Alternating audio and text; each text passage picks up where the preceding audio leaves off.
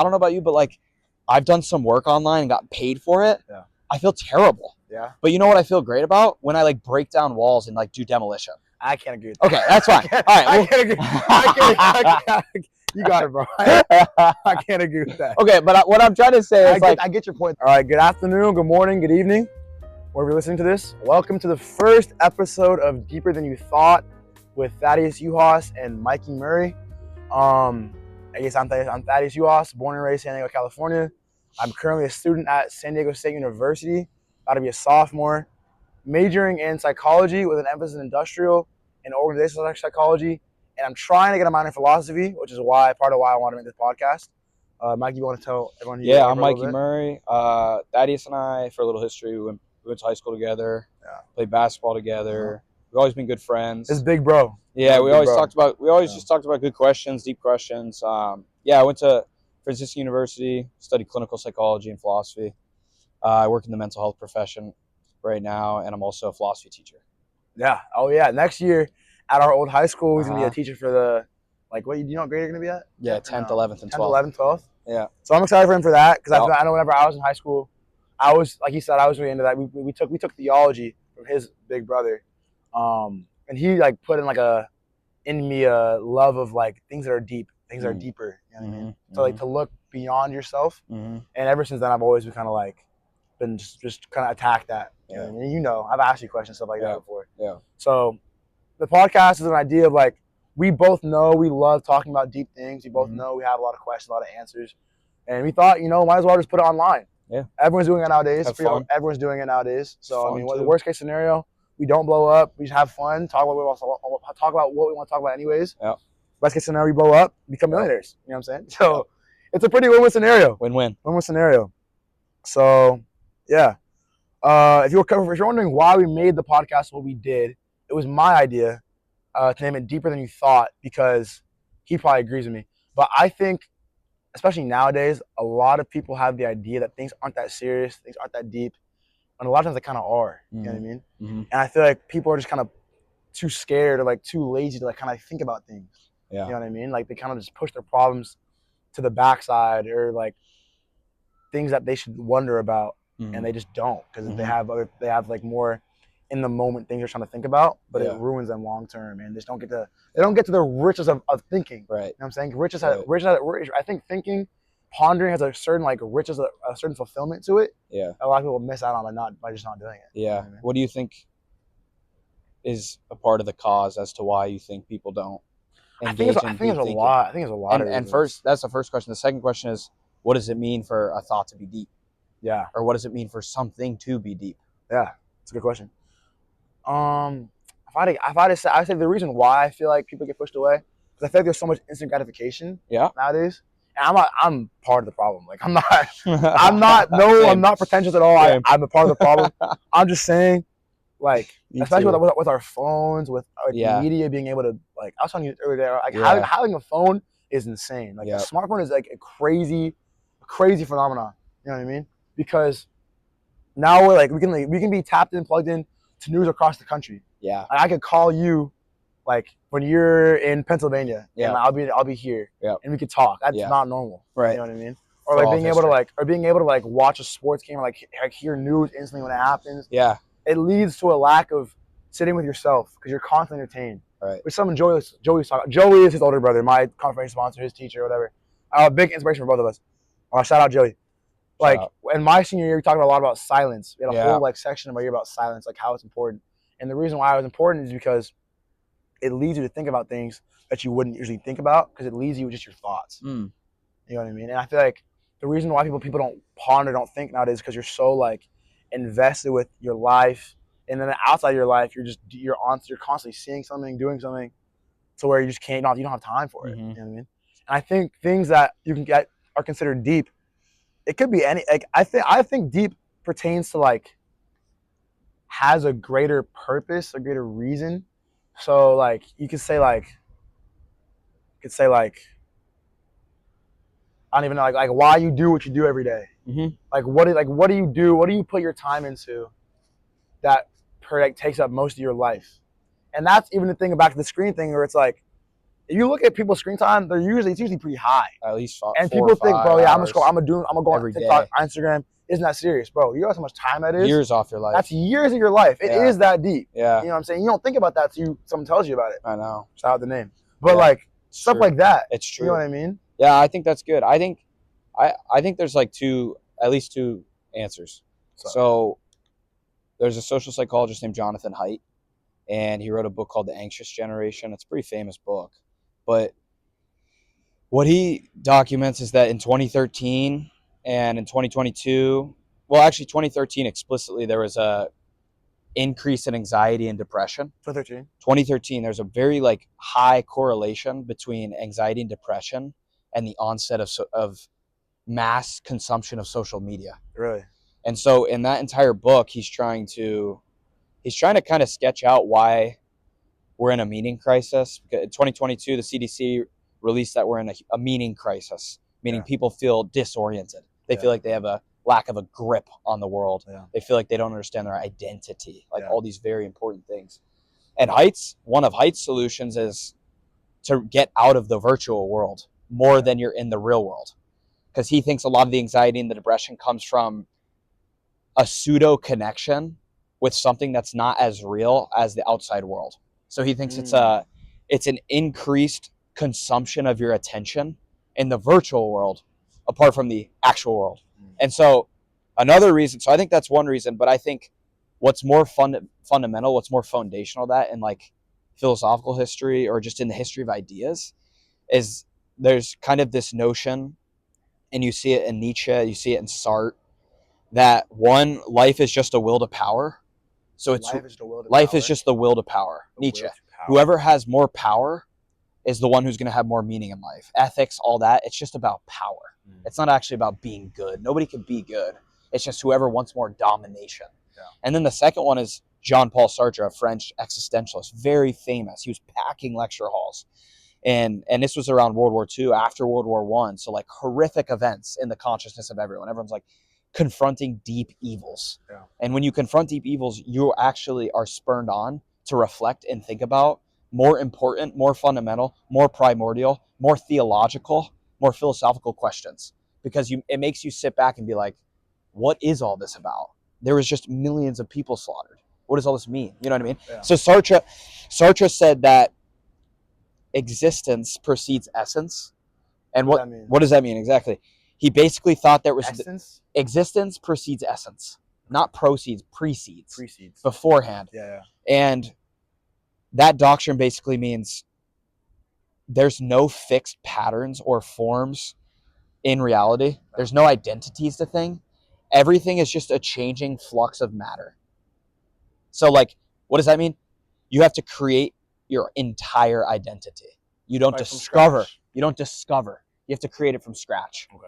And he was famously even things that are like outside of you. Like, even things that are outside of you. You create them or like you create them. You make them what they become. Really. And you see how that follows from Nietzsche. It's power and then creation. I have a question about that. What if it's like the same or similar idea, like similar traits from like one person to another? What happens then? Like, I don't know. It's hard to say what he would say. Yeah. But I think that he thinks our traits are basically just the result or the consequence of a bunch of patterns of behavior. Yeah. So a bunch of ways of engaging in that same behavior, and then biological influences. So like why the way you are, we know from like psychology that certain people are like have different temperaments, etc. Yeah. But I think he just thinks that you make it. And he was famously a nihilist. So he was famously Nietzsche. I've heard of him before. Nietzsche and Sartre. Sartre thought there was basically no meaning in life, and that all of life was about confronting what he called the absurd. Okay. So that life is absurd, meaning it has no meaning. Yeah. You have to create everything, and then you die, and you're worm food. That sounds terrible. It's a terrible philosophy. But why is it so important? Because a lot of people live that philosophy. That's facts. There's so many people in the world. There's so many people in the world who haven't read Nietzsche and who haven't read Sartre, who feel exactly like what they felt when they wrote. Which is like what? Existential dread? Existential dread. Dread is a perfect word. Anxiety, dread. Lack of control, lack of grip, lack of meaning. Yeah. Just completely like thrown, like you're a little speck and of even dust. Like you said lack of control, right? Yeah. That's what anxiety is. Yeah. And you said earlier, like you said like a spike in depression and anxiety. Like, yeah. Like I know from like from experience, I've dealt with it before. Like, I get anxious, and I feel like I'm not in control of what I'm doing with my life. You know what I mean? Yeah. And I feel like you're saying, it just rings true today for sure. I think like a broad view. I think what you were saying about silence is really good, because to get back to the question of what is something that's deep. Yeah. I mean, if you think about the analogy, something that's deep is something that's hidden. Yeah. It's not something that is revealed on the surface. So there's a difference between something being on the surface and something being in the deep. Yeah. So you need some way by which you can get to that which is deep. Like if you think it's a treasure, you need a shovel, you need hard work, you need attention, and you need to dig for it. Yeah. And so like I think that things that are deep are things that are discovered.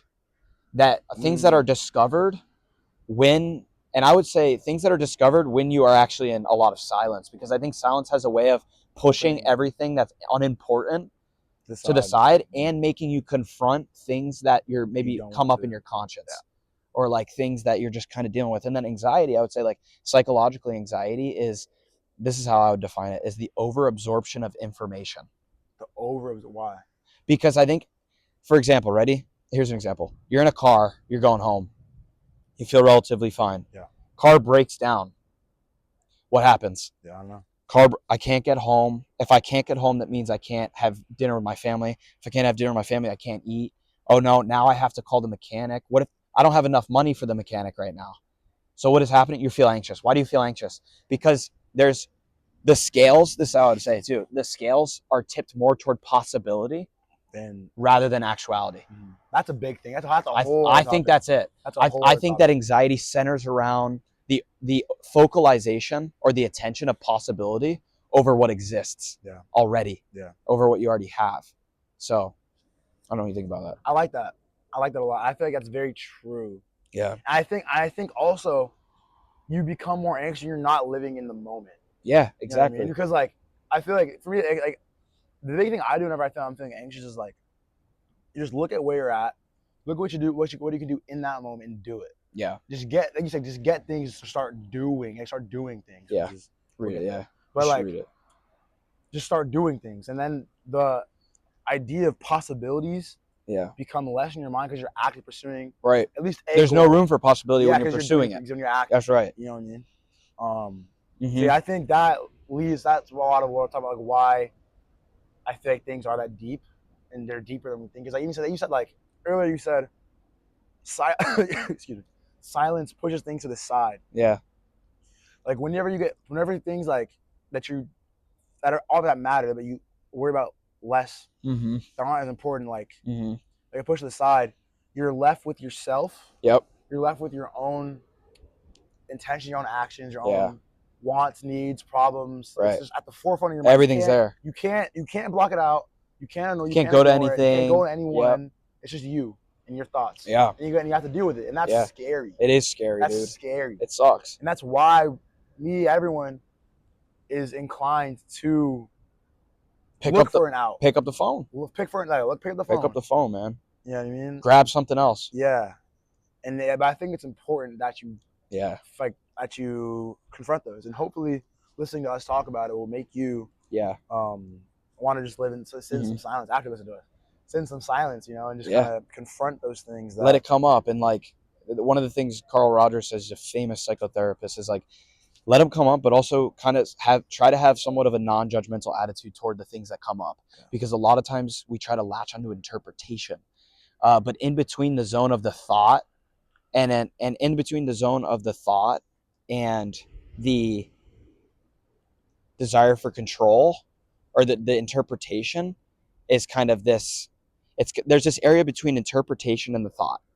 Does that make sense? Interpretation. So the thought comes up, and then there's an area between that thought being there and then interpretation of that thought. I didn't even know that. Yeah, think about it. In your own mind. Oh yeah, absolutely. I mean, everyone deals with intrusive thoughts. What's an intrusive thought? It's a thought that you had no control over. So what happens? You have a thought that comes up. What do? You latch onto it. When you latch onto it, if it's an intrusive thought, you feel anxiety. What do you not do? If you don't latch onto it, it just sits there, and then it eventually passes like a cloud. Yeah. And so if you have a non-judgmental attitude, a curious attitude toward what this thought is, you start to actually understand you have to start to understand sometimes your thoughts are not as important as you thought they were. Facts. And you can let them pass. Facts. You can actually let them pass. That was a big thing for me. Yeah. It was a big thing for me. I dealt that for a long time. Most people do with it. Yeah, that's crazy. And another reason for that. So there's a famous psychologist named Ian McGilchrist, and he has the divided brain hypothesis, difference between the left hemisphere. I learned it last year. Yeah, difference between the left hemisphere and the right hemisphere. And one of the things he says is that the left hemisphere focuses on local attention. So things that are pragmatic, things that are to get done, things that have a system to them, things that are analytical. And his thesis is that because of the technological age and the influx of too much information, we become left hemisphere dominated. And so that would mean that we have more anxiety. Why? Because we're stuck in the map instead of the terrain. That's a bar. And the right, the right. Clip that. That's a bar. That. Yeah, we're stuck in the map instead of the terrain. And the right hemisphere basically has no mediation between you and the world. Yeah. So the left hemisphere creates a system, it creates a diagram, it creates a map. But that map mediates you from you to the world.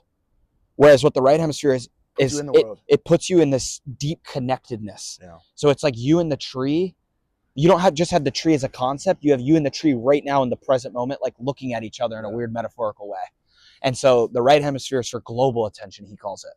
He says it's left one was what? Global. This is from the Master and his emissary. Left was what? Left is local attention. And global. Okay. Now the right hemisphere is global attention. What he means by that is that you prioritize and focus on the thing as it is whole, not as it is parts. Yeah. So you don't break it into parts. A lot of times what you do in anxiety is you break possibilities into parts, and then you get stuck in a system, and then you're not actually in the terrain.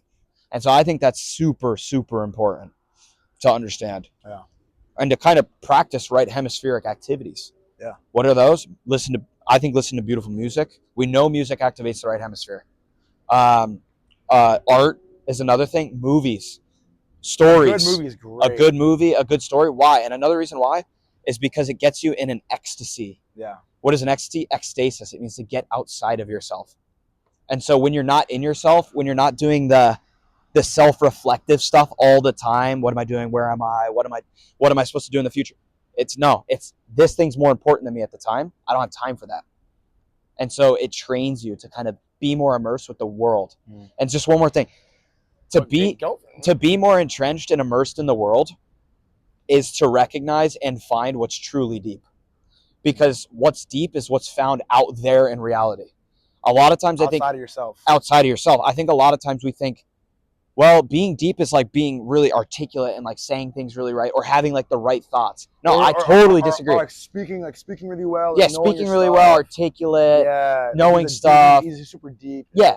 Like putting back, like regurgitating all this information, all the theories. Yeah. No. I think being deep or understanding deep things is having a contact with real things outside of you that in some sense speak to you. Yeah. And can even like show you within things in yourself. They show you. Oh, no. That's a paradox. Yeah. That's a paradox. What do you mean? It's when you try to find all the answers in here, you get none. Yeah. Facts. When you try to find the answers out there, you get all of them. That's so facts. So it's like you gotta prioritize living in the real world and finding out what's true, what's good, what's beautiful, what's going to get me in contact with this stuff, instead of prioritizing the ego, like prioritizing ego management. And I mean that's one of the rules of Buddhism is to try to extinguish your ego. Yeah. In some sense, like get away from all the masks, all the things that you present yourself as, to try to get to like the core of the true self. And the way to do that is by finding things out in the world. Yeah. Yeah. No, I want to. That's very true. Yeah. But I was thinking about also something you said earlier. Yeah. You said, we're living in a world that's not as real as the one we're living in right now. Like our phone and stuff like that. I saw something earlier. It was like, I watched a video like last week, and it was talking about the same idea where it's like, most people's connections nowadays are formed online. Yeah, dude, 100%. There's a barrier. Yeah. It's like you're shaking hands with gloves. Exactly. All the time. But it's like most of a lot of our friends, you find them on Instagram. A lot of couples get on like Tinder, like dating apps, and all that stuff. Swipe. Yeah, swipe. Yeah, left hemisphere activity. By the way. And instant gratification with that too. Yeah. And it's like now it's like even within people, you know what I mean? Like it's just they aren't. They not relationships naturally become superficial. They become not deep because you guys hang out. We hang out online. You talk online. Talk on the phone. Text on the phone. You talk. You text all day. You don't hang out. You don't call. You know what I mean? You're not actually engaging with the person. Because of that, you can't actually learn the person. Nope. Because it isn't truly them. That's right. It's a perception of them. Yeah. It's the perception they have of themselves. And everything online is fake. Yeah. Like it's what they want you to see. Yeah, it's the ego stuff. It's the ego stuff. It's the presentation of what you want people to see. Because they're too afraid to see have you see what they are inside. Yeah, and like so show off. Which is valid. It's very It's very easy to fall into. It makes sense. It adds to the point of like. But that's deep. You know what I'm saying? You have to get deeper than. It's less real. Yeah. It's just literally we're literally increasingly becoming more artificial. For sure.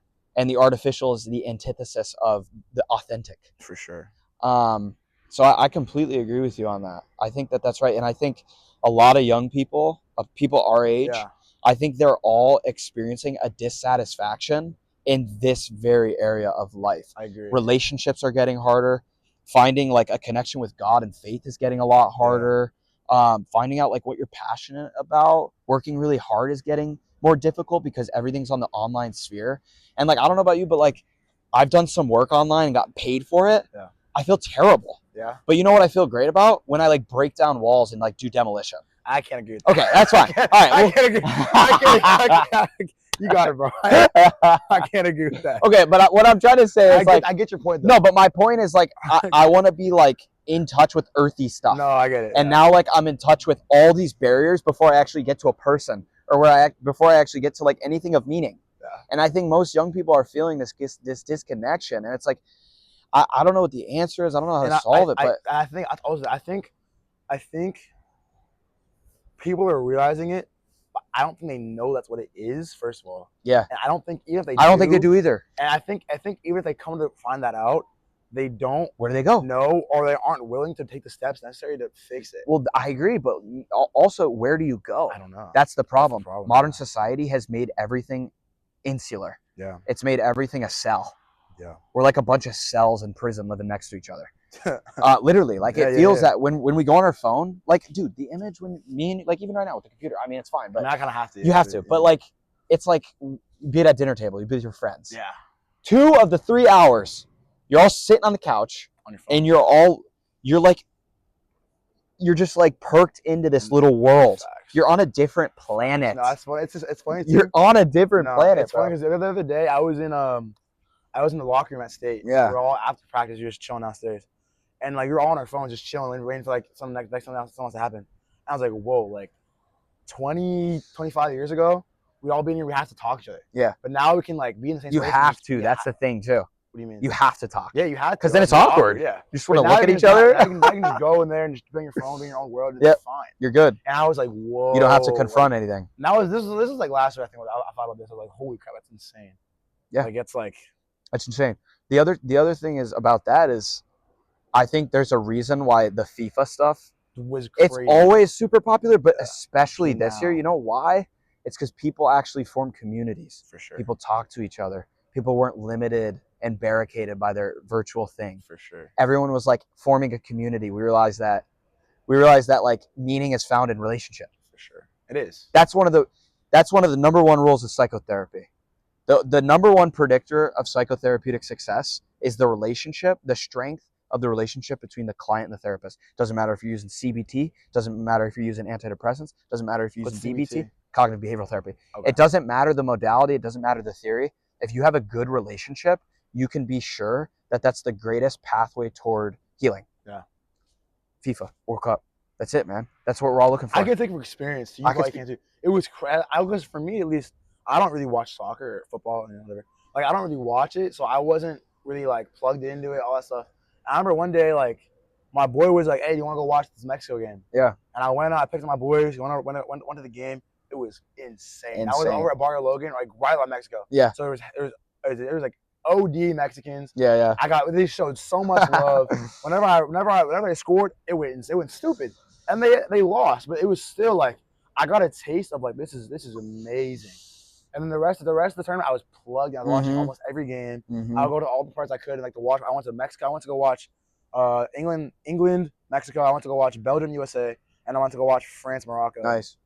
in person. The rest I didn't get to watch. I was busy. But like even just those three, like it was crazy. It's amazing. Dude. It was crazy. And what do you think about what was it about the experience that you felt like was so palpable? Like it was just like Why'd you like it so much? because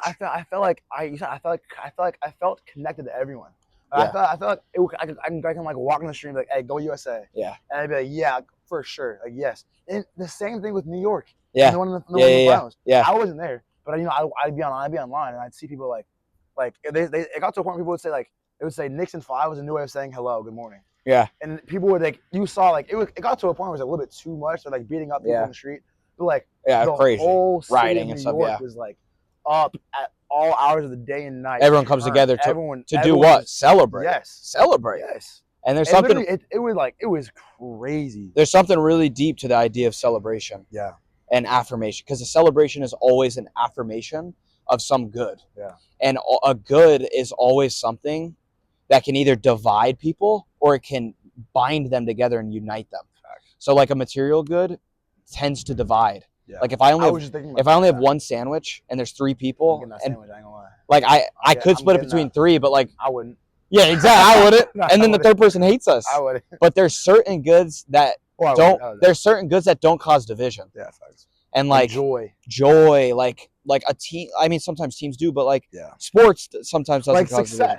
success. Beauty. yeah. Beauty doesn't like Yeah. everyone can listen to a beautiful song, Facts. and nobody's You- and- and competing. you- nobody's and you- competing to have like a greater experience. Facts. And if you have it, it's like you find. I would say, okay. What I was gonna say is, hey, let's say you find a new artist. Yeah. For me, I like tell everyone. Like, I love Malcolm Todd. Yeah, you want to evangelize. I it. loved him since like before he blew up. I showed you in the car like last week. You loved him. Yeah. And I was like, if I find someone I like neither one, I'm gonna share it. But I wouldn't. I wouldn't say that's something you could think about. But also, I know people be gatekeeping now because they think it's cool. Yeah. They're like, I have a niche. It's cool. I know you don't know. Yeah, they like take it for themselves, Yeah, which it's is just kinda the wrong way weird. to It's look just at kinda it. weird. It's Yeah, the it's wrong kinda way to weird. look at it. It's kind of weird. So- Where do you think that comes from? I think it comes. The sun's coming out now. I know pretty it's so huh? beautiful, man. Hey, watch out! Pacific We're Ocean. gonna be moving around our venue, but right now you got this. Next week I don't know where it's gonna be. Figure it out. But It's a it's mystery, gonna be bro. great. It's gonna be great. It's a We live in mystery. San Diego for a reason. We take full advantage of where we live at for a reason, Yep, and we always bring great visuals to y'all. always. Yeah, where do you think that comes from? So in the really really old story of Genesis, Yeah. there's an idea that Eve clutches something too tightly, and when she clutches the apple, she kind of clutches the serpent. It's her clutching at something that she worships in some way. So I think that every human person is kind of built to worship something in some way, and I think we prioritize what we. I agree. I think we prioritize what we I agree worship. for sure. Whatever's at the top of your priority list Yeah. is the thing that you're giving your worship to. Yeah. It's the thing that you're giving most of your identity to. Yeah. And so if anything, here's the thing. If anything threatens that thing that you worship, what do? You clutch attack it. Oh. You clutch it. Or you attack it. Yeah. Yeah, so you keep it close and then you keep it away from other people.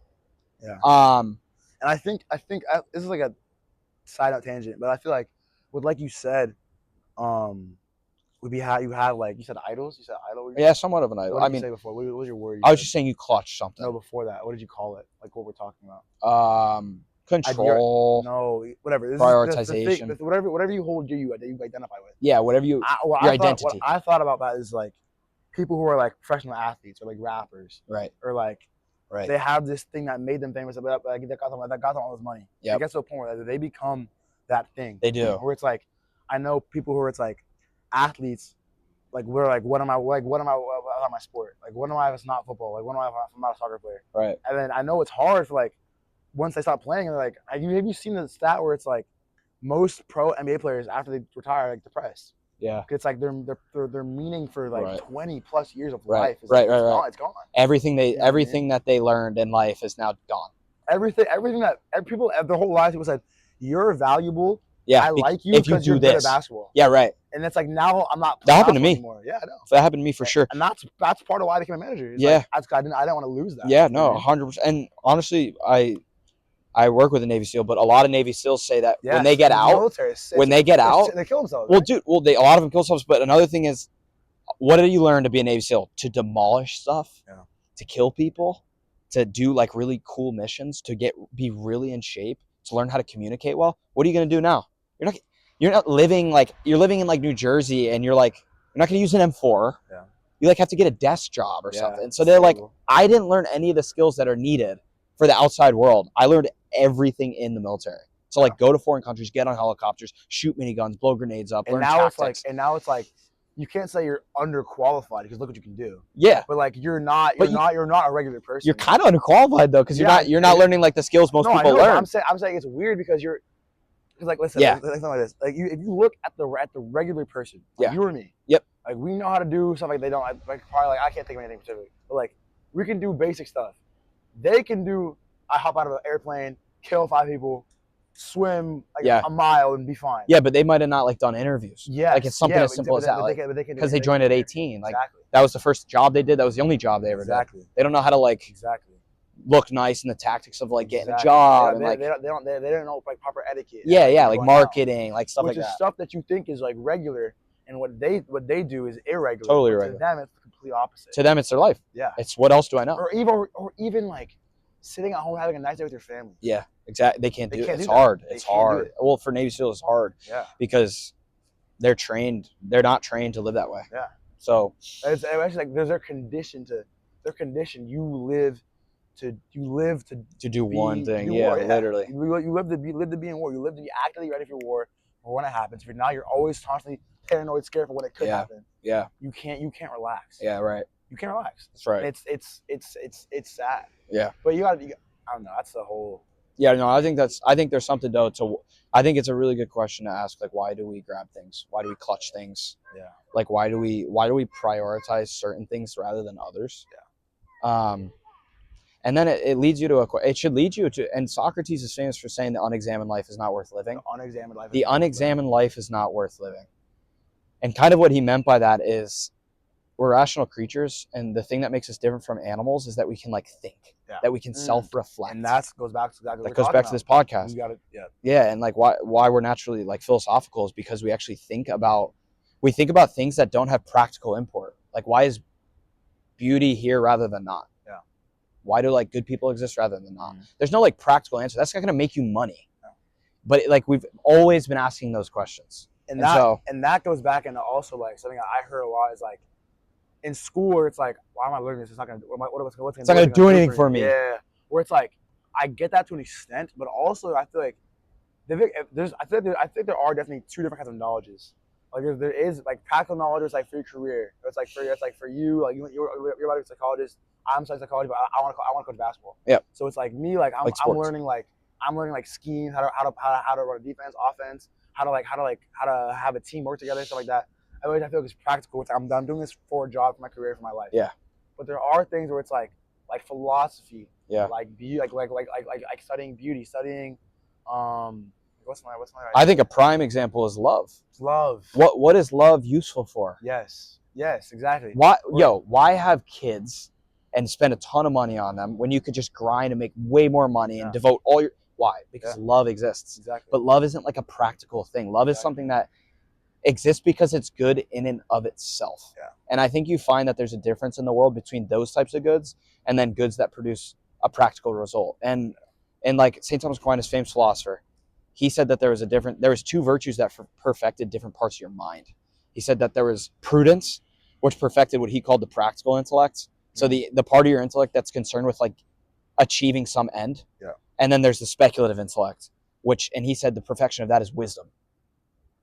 And what is wisdom? It's coming to a fuller appreciation. What was that first part of the intellect? The practical intellect. Okay. And the perfection of it is prudence. And prudence is the virtue of like thinking well and then acting in accord to that right thinking. And then wisdom is pretty much ordering your life around the highest good, around what's most important, what's most true, and then having your entire life turn around that axis.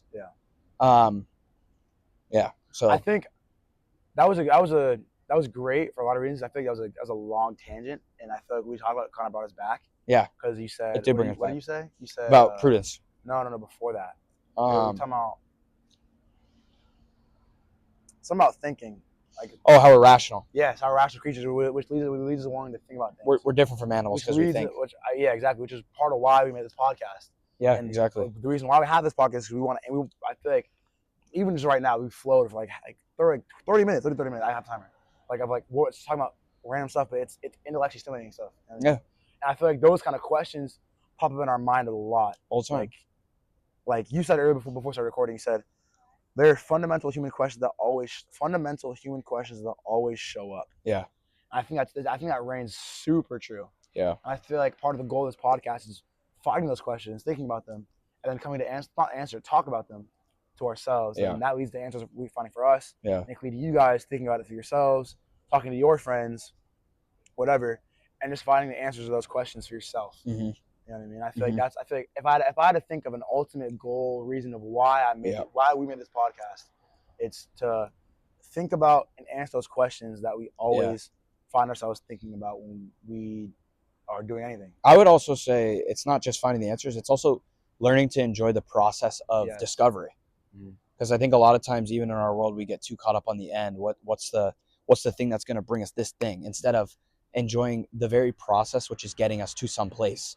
And I think a lot of philosophy is getting into the spirit of wonder, which enjoys the process of questioning, not severed from wonder. Wonder is the beginning of philosophy. Aristotle said wonder is the beginning of philosophy. What a term. And so I think that's right. And I think we all think, everyone thinks, so why not learn how to think better? Yeah. It's a skill. You say it's a skill? It's absolutely a skill. Are you kidding me? 100%. One of the main facts of cognitive behavioral therapy is learning how to think well. Because why? There's a 3-part model. Thinking influences emotions. Emotions influences your attitudes. Attitudes influence thinking, etc. So if you stop a dysfunctional thought, like black and white thinking, that comes from cognitive behavioral therapy. You either think it's this or that. Yeah. It's not like that. It's usually the gray area. Yeah. So you need to learn to think better because you'll be happier. Yeah, facts. And you'll live a better life. And you'll be more fulfilled. You'll be more fulfilled. Because you'll reach things. I won't say that actually matter, but you'll start living your life in things that like are stimulating to you. Because even with that, it's like I wouldn't say stimulating is the right word. No. I would say fulfilling. Fulfilling. Sorry, so I'm not saying I say fulfilling. Because stimulation is more of the senses. Yeah, I would mean fulfilling. But I get what you're saying. Because my example is like people that live a very like hedonistic life. Yeah. Where it's like they just go out every weekend, they party, which like they do shit. Like there's nothing necessarily wrong with that, but I just feel like a lot of people I talk to or I've seen like they grow out of it. Why? Because eventually it gets to a point where like this doesn't fulfill me anymore. This is boring. Yeah. I don't enjoy this. And then they end up moving on doing other things in their life. It doesn't have to be philosophical. It could be anything. It could be anything. But eventually it gets to a point where like things that seem fun, seem like easy acting, like quick hits. Quick hits, yeah. It isn't fun. It's not fun. It isn't fulfilling. It isn't endearing to you. I think it's pleasurable in the short term, but it's not enjoyable and meaningful in the long term. Yeah. And I think one of the definitions of maturity is subjugating your short term desires for long term goals. Yeah. And that's work. That's why you work. Yeah, I have my mentor. If you watch this, you'll see. But like the thing he tells me all the time is like, success in life is just a question of how many times can you put long-term success ahead of short-term success. Yeah. How many times can you put the long-term success ahead of what's right in front of you? Yeah. Like let's say you're trying to grind and like be good in school, get a good job. Are you willing to sacrifice your nights out, go and do stuff with your friends, like to put in work and what you're trying to do? Yes. You know what I mean? Like, order your loves. Yeah. It's whatever you love. You prioritize what you love. So I wouldn't even say what he loves, because I feel like you can love both. But you can, but what are you doing? What do you prioritize? What are you doing? That's what you love more. Yeah, that's true. Come on, I mean that's got to be the truth. No, that's true. I think a lot of time we think belief is more, I believe in X. It's both I believe in X, but it's also I'm doing X. It's also it's not what can be represented by language all the time. It's how are you living your life? What are the goods you're reaching towards in behavior? Those are probably the things you believe in more, rather than what you say. Yeah. So that makes sense. Yeah, I Yeah. think that's right. I can't even like I do the same. I go out weekends. Yeah. I don't even think there's anything wrong with that.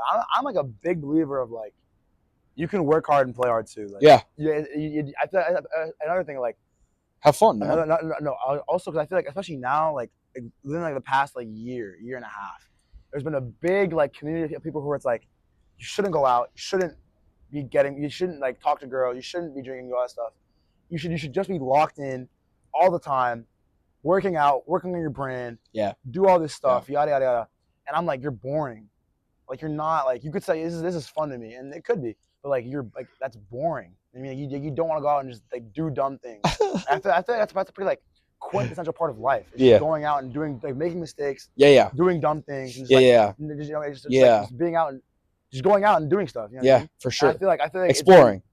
It's boring. I feel like we've reached two extremes where it's like there's people who like, don't have anything going on, and then people on the other side who's like overly locked in. Where it's like, bro, you can't go out for like an hour. Yeah. Like what? Like why? Like why? I think the more like what does that do for you? Yeah, I think there's in most cases there's never anything objectively wrong with like going out. Me neither. There's nothing wrong with that. Yeah. But you have to ask. I think where it becomes dicey is what's the reason underlying why you're going out. Yeah. And I think that's where you just have to do the self-reflection stuff. And I think that's where you need to think. Look without. Yeah, look within, look without. I think you need to think a little bit more about it. And it's like, why am I going out? Well, and maybe I'm going out to kind of gratify only my short-term impulses. And then you ask yourself the question. Most people say, I'll only do it tonight. Yeah. But we know that's not how habits work. That's not how habits work at all. The smallest behaviors, the smallest things always impact the big things. We know that psychologically. So if you have the right aim, if you have the right spirit, if the aim and the spirit are high enough, then do the thing. Yeah. But have the self-reflection to know whether or not you're just being hedonistic and impulsive, because that's never going to be a good long-term solution. Right. Like, do you want a family? Like, do you want meaning in your life? Do you want kids? No. Do you want to actually achieve like a noble goal? Well, if so, you can't form the habit of being impulsive and hedonistic. Yeah, I agree. Ever. I agree. So, but that doesn't mean you can't go out, because that's not what going out means. Yeah, exactly. I'm just saying you have to ask yourself, what is the reason, the intention for why I'm doing it? You have to go out for the right reasons. You have to do it at the right times. Yeah. And make sure it's not impacting your ability to achieve and succeed in your life. Yeah, and also going out should be like a reward or like a